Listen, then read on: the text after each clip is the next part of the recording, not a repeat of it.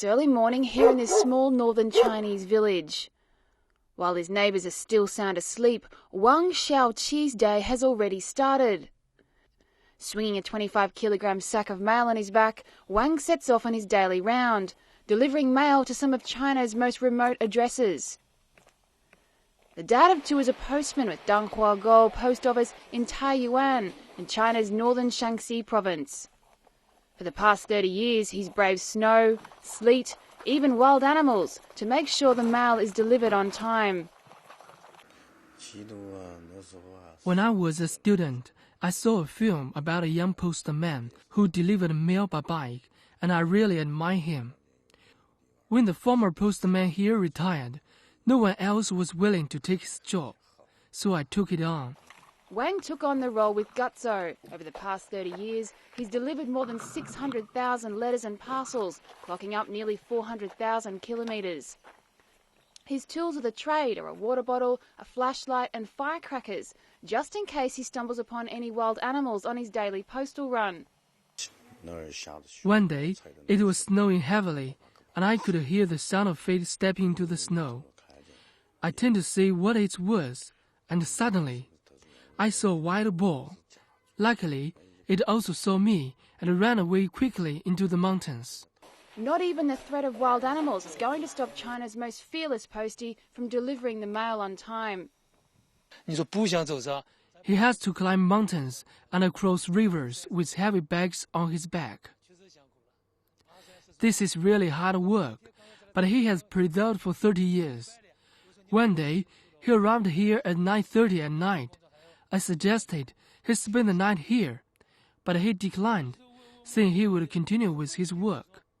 I said to him he could deliver the mail every few days, rather than every day, but he said he couldn't delay deliveries. Late at night, I'd always see him walking along with heavy bags and I would give him a ride. But other times, he had to come back on foot.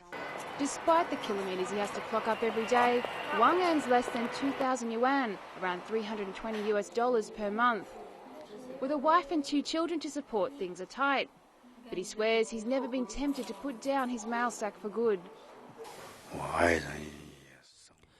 My wife once complained about my low salary because it's difficult for my family financially. People in the villages are very kind to me. I've never considered quitting.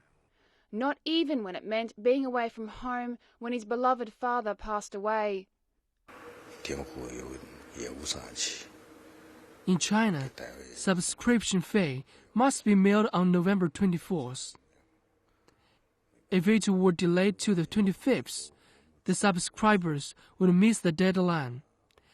The day my dad passed away, I was walking home in the dark, and I was recalling all the days I'd spent with him. I couldn't help but start to cry. He's a popular and kind man. As a mother, I don't want him working in bad weather, but he never misses a delivery, no matter how terrible the weather is. When his daily treks get tough, Wang thinks of his dad.